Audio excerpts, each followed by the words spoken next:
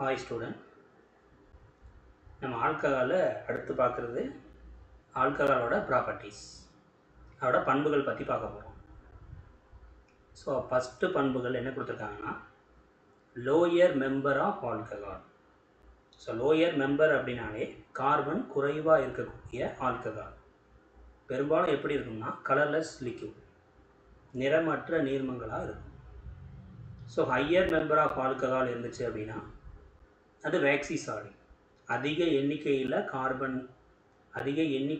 Carbon alcohol இருந்துச்சுன்னா அது திண்மமாக இருக்கும், அதுவும் மெழுகு போன்ற திண்மம். ஆல்கஹால்ஸுக்கு பாய்லிங் பாயிண்ட் அதிகமாக இருக்கும். அல்கேனு, ஆல்டிகைடு, எஸ்டரை விட. என்ன ரீசன்னால் அது அதிகமாக இருக்குது அப்படின்னா அது இன்டர் மாலிகுலர் ஹைட்ரஜன் பாண்டை வாட்டரோட ஃபார்ம் பண்ணும். மெயினாக இன்டர் மாலிகுலர் ஹைட்ரஜன் பாண்டை ஃபார்ம் பண்ணுறதுனால தான் அதோட பாய்லிங் பாயிண்ட் அதிகமாக இருக்கும். அட் த சேம் சாலிபிலிட்டியும் அதிகமாக இருக்கும், நீரில் கரையக்கூடிய தன்மையும் அதிகமாக இருக்கும், கொதிநிலையும் அதிகமாக இருக்கும்.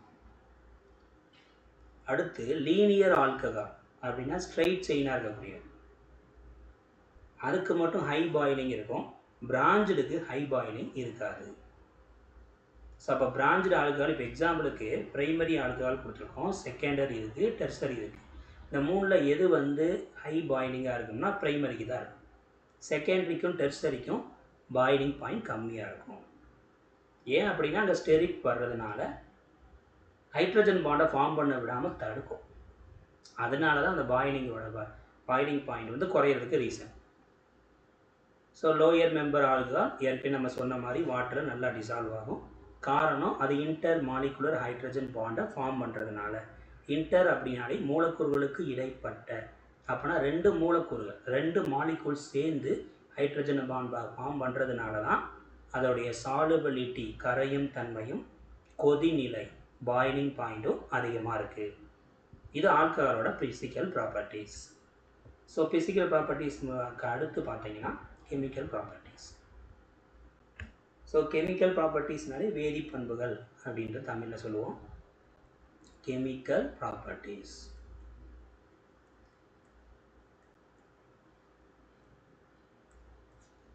ஸோ வேதி பண்புகள்.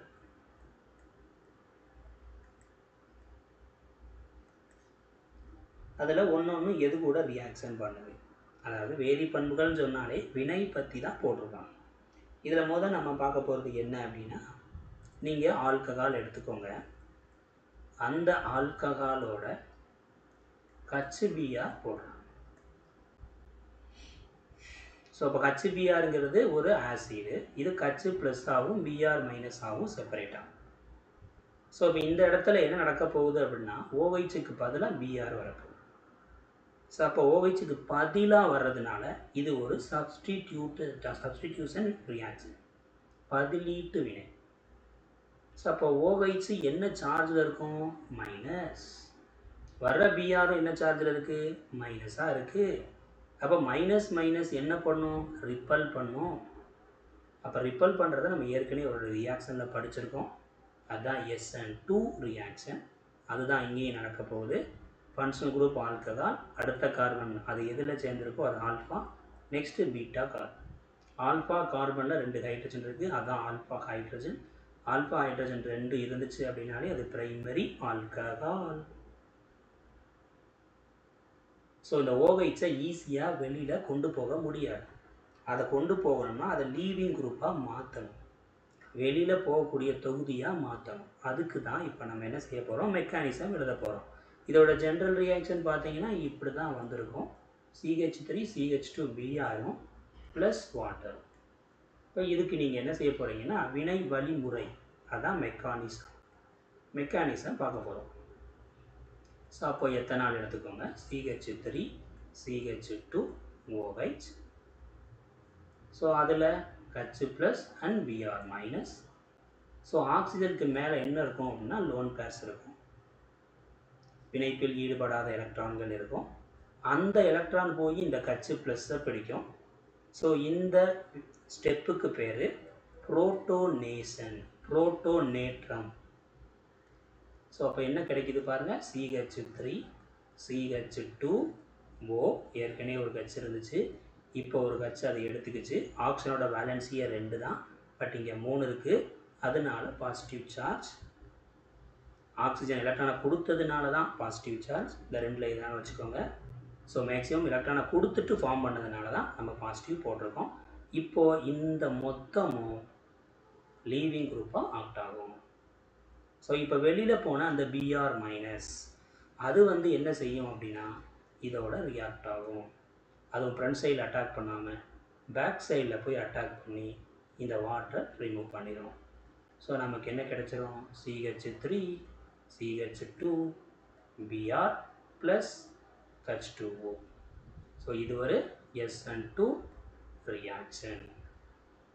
இதுலேயும் வாட்டரை தான் ரிமூவ் பண்ணியிருக்கோம், பார்த்துக்கோங்க. OHஐ ஈஸியாக ரிமூவ் பண்ண முடியாது. அதை லீவிங் குரூப்பாக மாற்றணும்னா கண்டிப்பாக ஒரு கட்சி ப்ளஸ் வேணும். ஸோ இதே இடத்துல NaBr மட்டும் போட்டிருந்தாங்கன்னா நோ ரியாக்ஷன், மறந்துடாதீங்க. ஸோ HBr போட்டதுனால தான் ஃபஸ்ட்டு ஸ்டெப் புரோட்டோனேஷன் ஆகும், செகண்ட் ஸ்டெப் நியூக்ளியோஃபிலிக் அட்டாக் ஆகும், நடந்து வாட்டரை வெளியில் கொண்டு போகும். இது ஃபஸ்ட்டு ரியாக்ஷன். மெக்கானிசத்தோடு நம்ம பார்த்துட்டோம். இப்போ செகண்ட் ரியாக்ஷன், அதையே டெர்சரியில் போட்டால் எப்படி இருக்கும் அப்படின்னு பார்க்க போகிறோம். ஸோ அப்போ டெர்சரி ஆல்கஹால் எடுத்துக்கலாம். அதுலேயும் OHஐ ஈஸியாக வெளியில் கொண்டு போக முடியாது. ஸோ அப்போ கண்டிப்பாக நமக்கு H ப்ளஸ் வேணும், அதே HBr தான். ஸோ ஆக்சிஜன் மேலே இருக்கக்கூடிய லோன் பேர் போய் அந்த H ப்ளஸை பிரிக்கக்கூடிய இந்த ஸ்டெப்பு புரோட்டோனேஷன், புரோட்டான் ஏற்றம், புரோட்டோ அல்லது புரோட்டான் நேற்றம், மறந்துடாதீங்க. அப்போ நமக்கு என்ன கிடச்சிருக்கும்? CH3 CH3 CH3 தென் OH2 ப்ளஸ்ஸாக கன்வெர்ட் ஆகும். ஸோ இப்போ இந்த இடத்துல இது பல்கியராக இருக்கிறதுனால இந்த குரூப் ஈஸியாக தானாகவே எலக்ட்ரானை எடுத்துகிட்டு போயிடும். அப்போ வாட்டராக வெளியில் போயிடுச்சு. இந்த எலக்ட்ரானையும் எடுத்துகிட்டு போகிறதுனால தான் கார்பனுக்கு மேலே பாசிட்டிவ் சார்ஜ் வந்துடும். ஸோ இதுதான் கார்போகேட்டயான் ப்ளஸ் வாட்டர் வெளியில் போயிடுச்சு. இப்போது செகண்ட் ஸ்டெப் நியூக்ளியோஃபைல் போட்டிருந்தோம்னா சப்ஸ்டிடியூஷன் ரியாக்ஷன் நடக்கும்.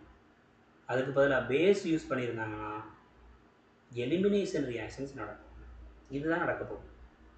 ஓகேவா? இப்போ இதில் நீங்கள் HBr போட்டதுனால ரிமைனிங் Br மைனஸ் இருக்கும். அந்த Br மைனஸ் போய் இந்த ப்ளஸில் அட்டாக் பண்ணி நமக்கு இந்த ப்ராடக்ட் கொடுத்தோம்.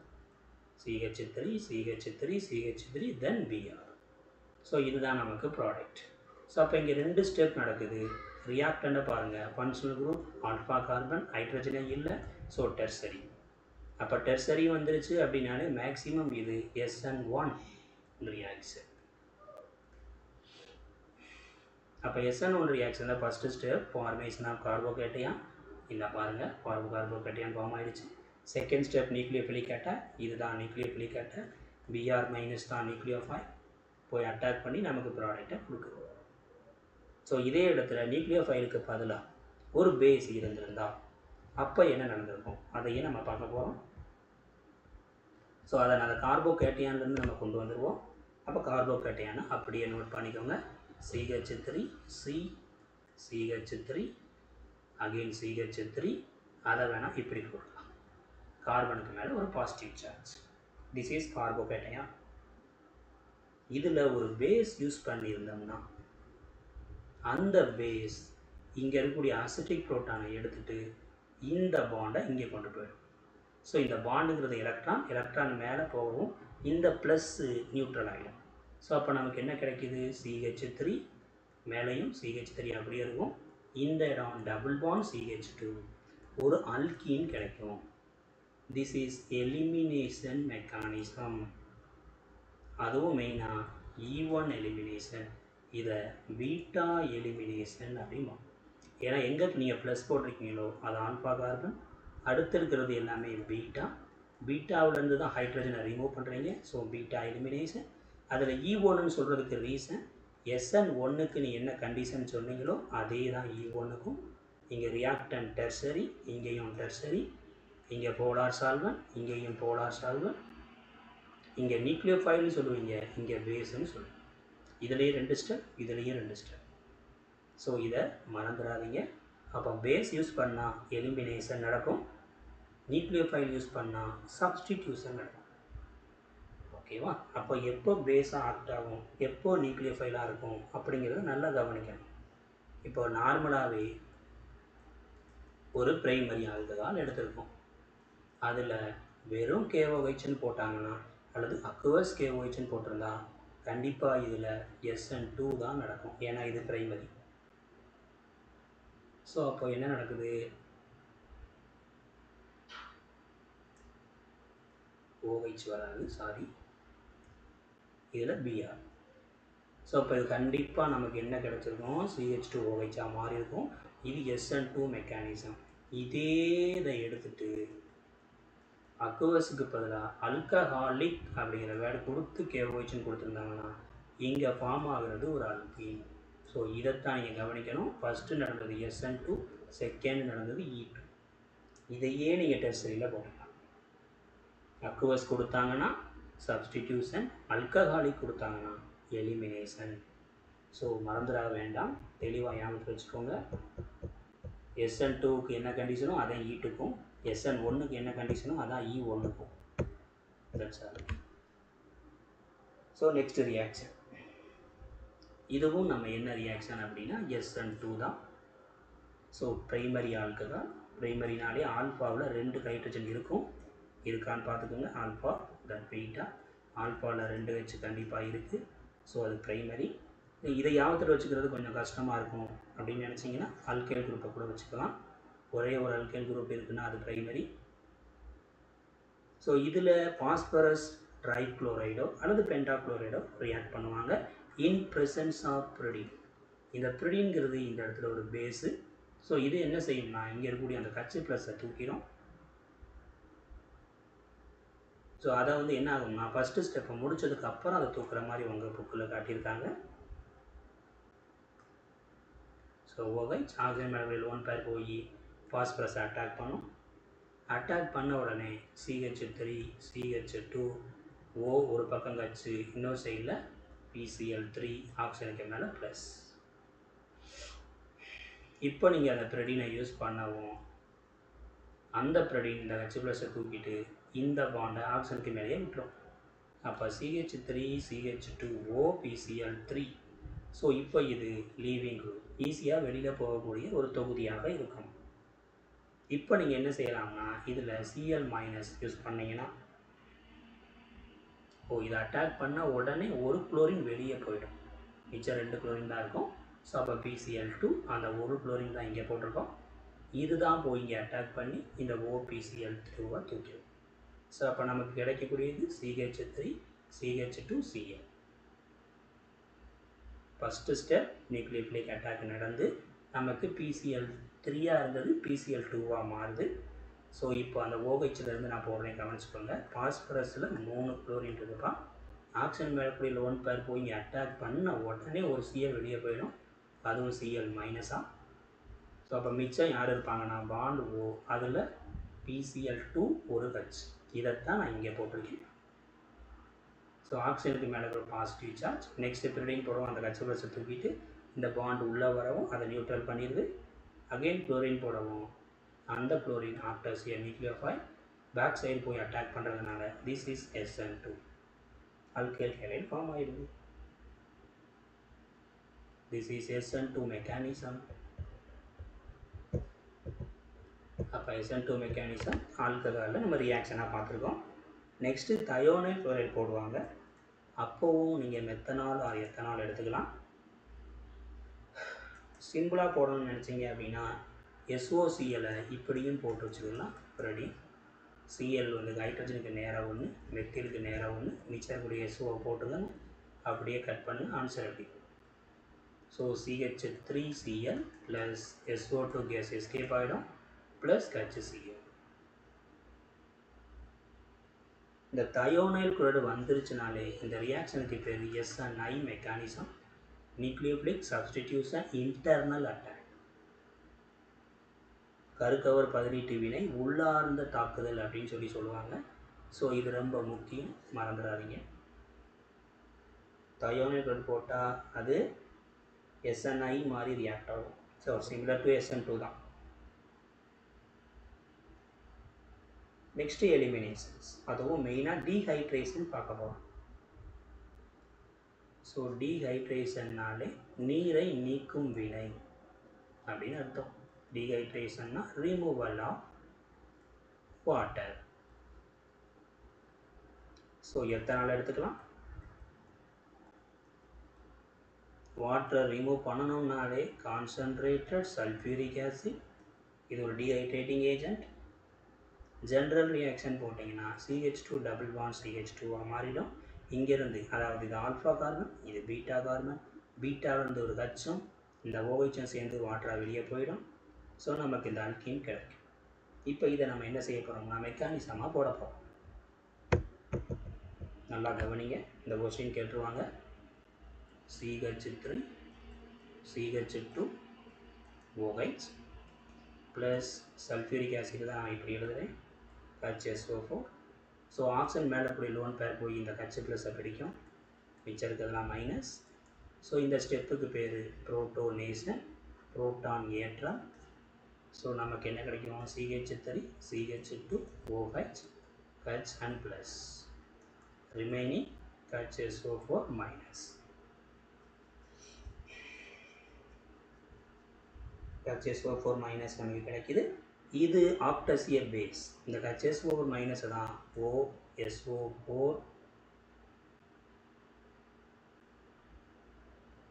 SO3Hன்னு போட்டிருப்பாங்க. இதுக்கு மேலே மைனஸ் சார்ஜ் இருக்கும். இதுதான் ஆக்டஸ் எ பேஸு. ஸோ இதுதான் என்ன பண்ண போகுது அப்படின்னா, இது ஆல்ஃபா கார்பன், இது பீட்டா கார்பன், இதைத்தான் நம்ம எழுத போகிறோம். CH3 நான் CH2H ஆகும், again CH2 OH and H plus. So அப்போ அந்த SO3H மைனஸ் ஆக்டஸ் எ பேஸ் இந்த பீட்டா ஹைட்ரஜனை பிடிச்சிருது. இந்த பாண்ட் இங்கே வரவும் வாட்டர் லீவிங் குரூப்பாக வெளியில் போயிடும். ஸோ அப்போ நமக்கு கிடைக்கக்கூடிய ப்ராடக்ட் ஒரு அல்கீன் ப்ளஸ் ரிமைனிங் வாட்டர் வேஸ்லேயே போயிடுது, ப்ளஸ் சல்ஃபியூரிக் ஆசிட்டும் திரும்ப வந்து. இதில் ப்ரைமரிங்கிறதுனால இது ஒரு E2 எலிமினேஷன். E1 E2 அப்படின்னாலே இந்த பீட்டா எலிமினேஷன் தான். ஸோ ப்ரைமரியாக இருந்தால் E2 வாட்டர் ரிமூவ் ஆகுது. நெக்ஸ்ட் அதே இதை நம்ம டெர்சரியில் போட்டு பார்க்க போகிறோம். Next reactant tertiary CH3 CH3 CH3 then OH. So OH SO3H Hக்கு மேலே ப்ளஸ், ரிமைனிங்லாம் minus. First step protonation CH3 CH3 CH3 OH2 plus O minus SO3H act as a base. So இப்போ என்ன நடக்கும் அப்படின்னா, லீவிங் குரூப் தானாகவே வெளியே போயிடும். காரணம் ஸ்டெரிக். ஸ்டெரிக்னா இட நெருக்கடின்னு அர்த்தம்.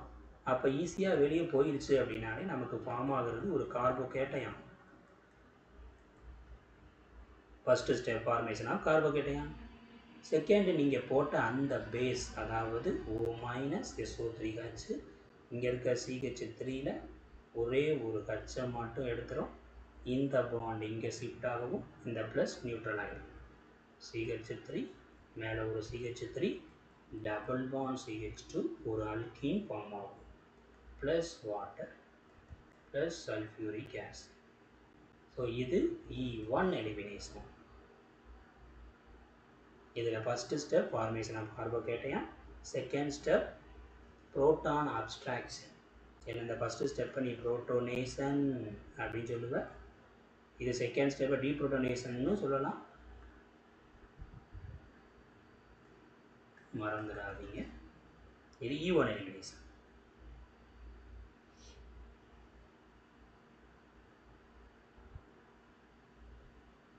ஸோ இப்போ இந்த வாட்டர் ரிமூவ் பண்ணுறதுல எதில் ஃபாஸ்ட் ரியாக்ஷன்ஸ் நடக்குது, எதில் ஸ்லோவாக நடக்குது அப்படின்னு கேட்பாங்க. அதில் ஆர்டர் ஆஃப் ரியாக்டிவிட்டி கேட்டாங்கன்னா எதை பேஸ் பண்ணி கேட்குறோம்? டீஹைட்ரேஷன். ஸோ அப்போ இருக்கிறதுலே ரொம்ப ஃபாஸ்ட்டாக டெர்சரி ஆல்கஹாலில் தான் போகும், அடுத்து செகண்டரி, அடுத்து பிரைமரி. இதே ஆர்டர் தான் லூகாஸ் டெஸ்ட்லையும். லூகாஸ் டெஸ்ட்டுக்கும் டீஹைட்ரேஷன் ரியாக்ஷனுக்கும் ரியாக்டிவிட்டி ஆர்டர் ஒன்று தான். Tertiary is more reactive than secondary, secondary is more reactive than primary. So next நம்ம பார்க்க போகிறது சம் எவாலுவேஷன் பார்க்குறோம். அந்த எவாலுவேஷனில் என்னென்ன கேட்டிருக்காங்க, நம்ம எப்படி ஆன்சர் போடுறதுன்னு பார்க்கலாம். எவாலுவேஷனில் ஃபஸ்ட்டு கொஸ்டின், சைக்ளோபென்டனால்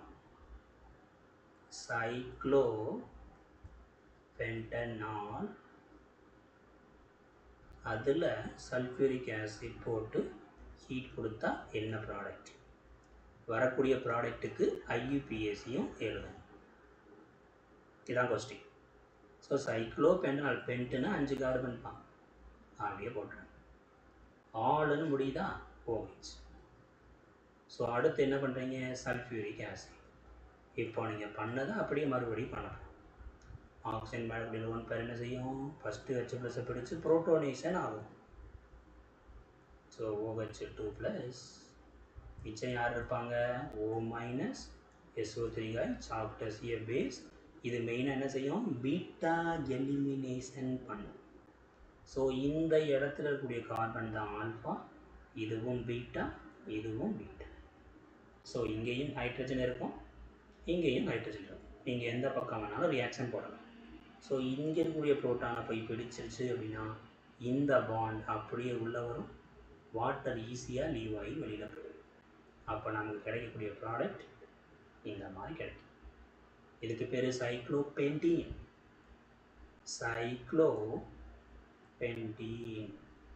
இதுவே ஐயுபிஏசி நேம்.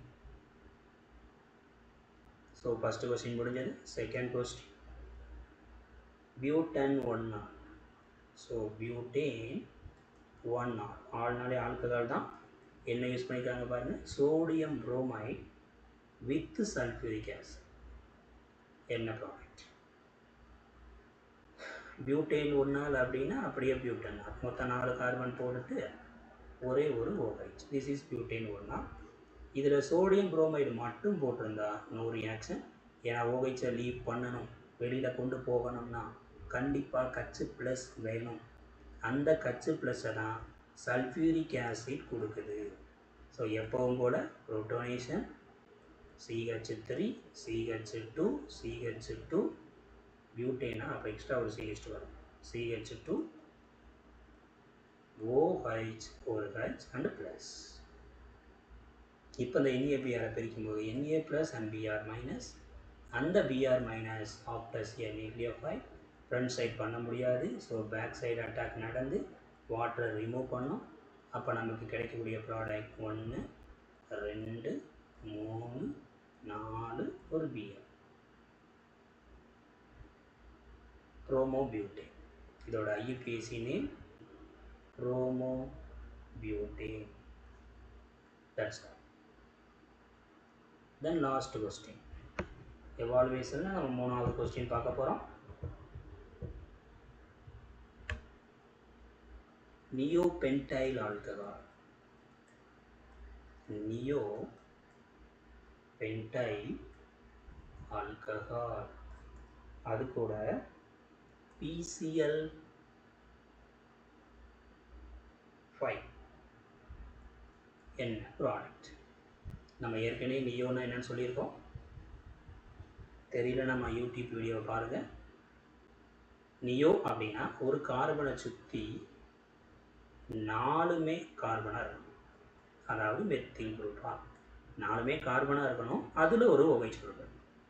ஸோ இப்போ இனி பார்த்தீங்கன்னா தெரிஞ்சிடும், 1 2 3 4 5 கார்பன் வந்துருச்சு. அப்போ பென்டைல் வந்துருச்சு, ஆல்கஹால் வந்துருச்சு. நியோனா ஒரு கார்பனை சுற்றி 4 கார்பன் இருக்கணும், இருக்கான்னு பார்த்தோம். இப்போ இதில் நீங்கள் என்ன போடுறீங்க, PCl5 போடுறீங்க.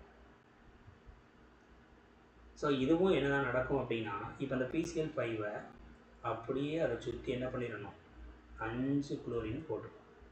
ஆக்சிஜன் மாலிகுல் 1 பேர் போய் பாஸ்பரஸ் அட்டாக் பண்ண உடனே ஒரு CN வெளியில் போயிடும், CH3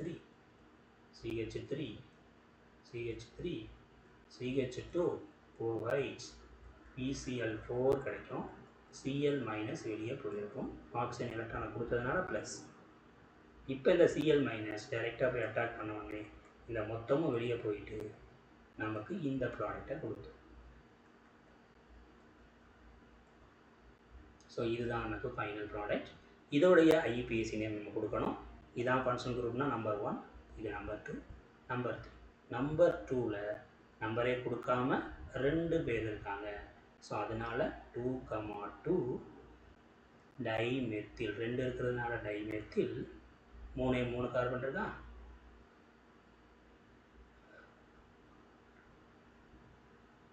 2,2 டைமெத்தில் ப்ரோப்பேன், மொத்தம் 3 கார்பன் ப்ரோப்பேன். இந்த குளோரோங்கிறத நம்ம ப்ரிஃபிக்ஸ்லேயே சேர்க்கணும், அதனால் முன்னாடி சேர்த்துக்கணும். ஸோ குளோரோ 2,2 டைமெத்தில் ப்ரோப்பேன், இதான் இதோடைய IUPAC nomenclature. So evaluation finish பண்ணிட்டோம். இப்போ இது வரைக்கும் நடத்துறது உங்களுக்கு தெளிவாக புரிஞ்சிருக்கும். உங்கள் ஃப்ரெண்ட்ஸுக்கும் ஷேர் பண்ணுங்கள், லைக் பண்ணுங்கள், சப்ஸ்கிரைப் பண்ணுங்கள். உங்களுக்கு டவுட் இருந்தால் கமெண்டில் கேளுங்க.